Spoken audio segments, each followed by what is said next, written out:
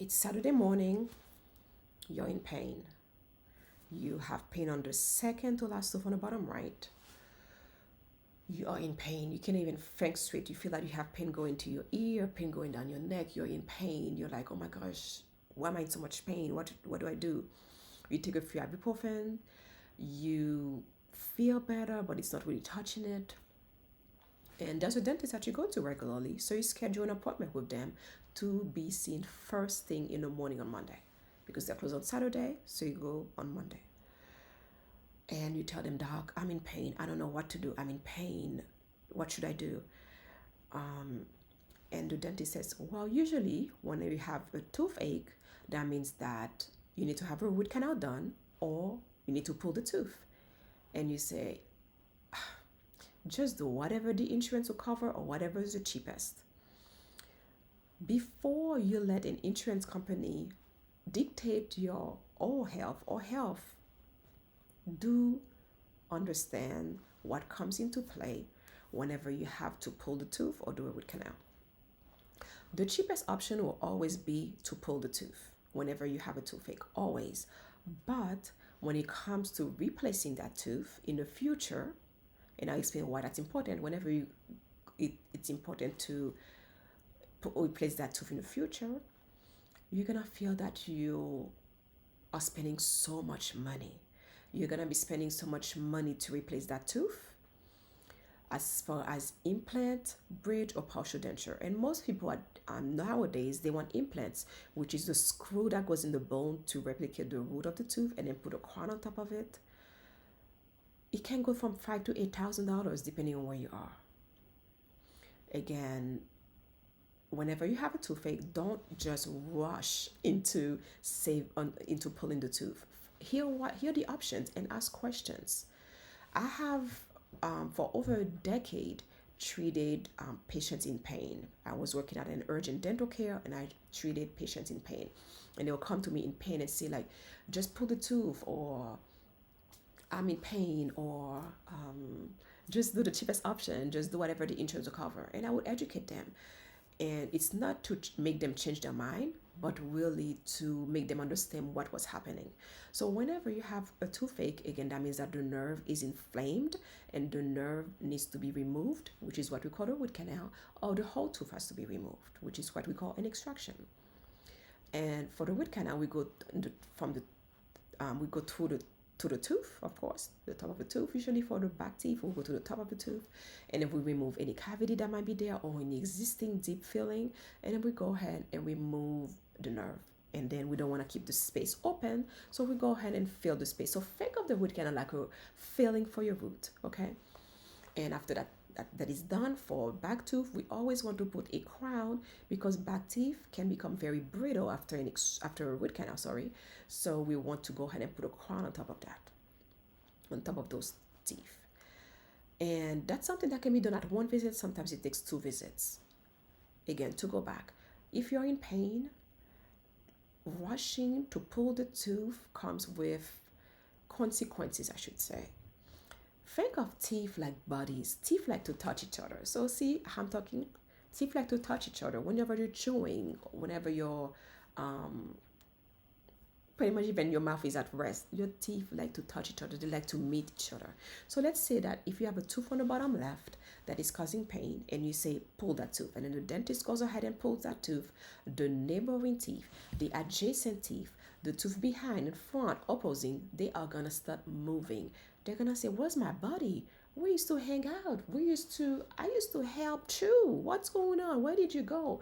And it's gonna keep, so the top tooth is gonna start going down until it's like, where is my buddy? Where's the tooth? Where did you go?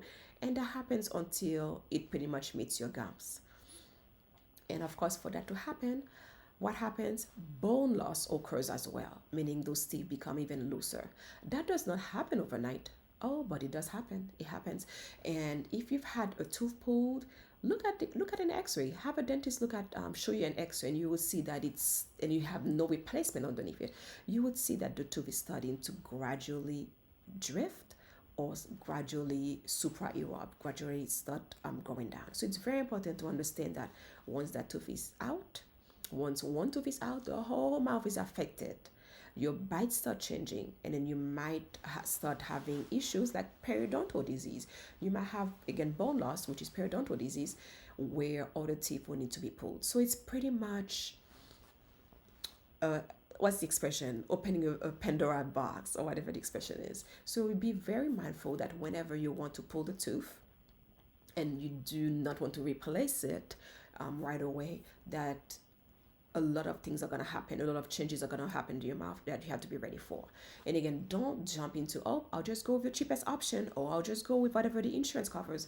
I know we're all going through inflation, I know things are expensive, but again, if in the future you want to replace that tooth, you might not have sufficient room to replace that tooth if that space has closed too much, because we need sufficient room to put something in there.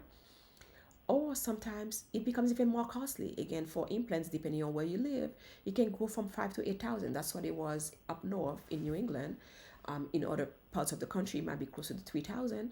But it's costly to replace just one tooth with implants. And again, I'm saying implants because most patients want that, instead of the removable appliances. We do also offer bridge, which is, think of it like three crowns connected to each other.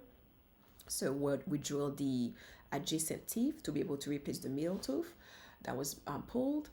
That's an option as well. But let's say that if those teeth have no issues, no cavities, no fillings, why would you want to pretty much compromise or drill good, healthy teeth to replace one tooth? So, which is why I'm emphasizing implants. Again, if you have a toothache and you need a root canal, ask questions. What comes into play? What is the success rate? Usually it's 95%.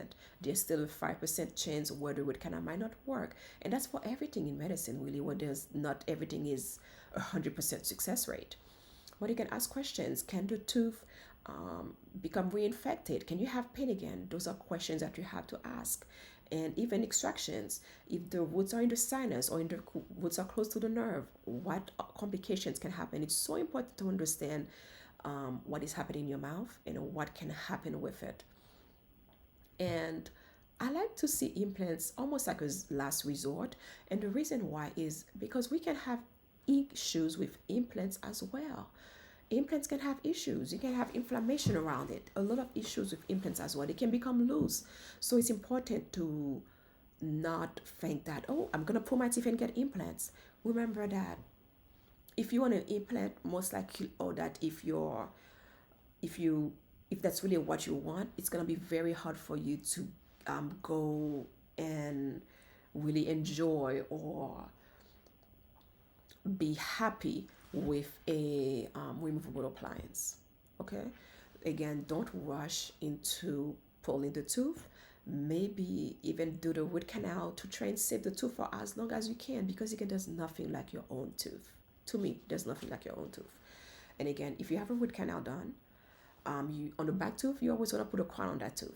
For a front tooth, you do not have to put a crown on that tooth unless the tooth is really compromised or you have deep filling materials or deep cavity where a crown is needed. But for a back tooth, you always want to put a crown on it. The reason why I'm mentioning that is because sometimes you just want to get out of pain. So you tell the dentist, okay, do the root canal and I'll come back for the crown. Keep in mind, it's important to have the crown within 2 weeks, maximum a month. A month is really pushing it.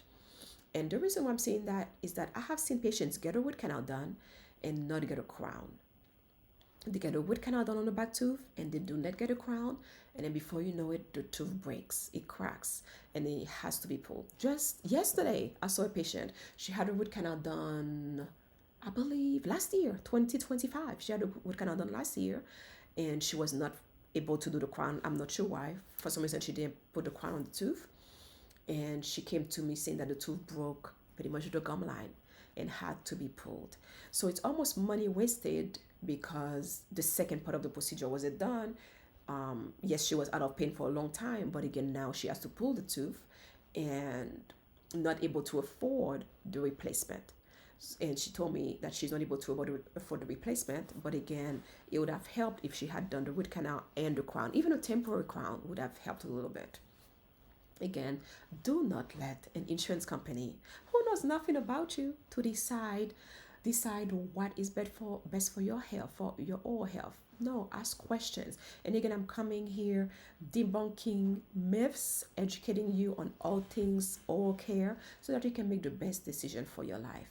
And please share this video with anybody who has a toothache, anybody who has teeth, which is almost everybody, right? Or even people who have dentures or implants. Definitely share that video with them and my channel with them, and so I can keep coming back and bringing more content and value to you. And I'll see you next time.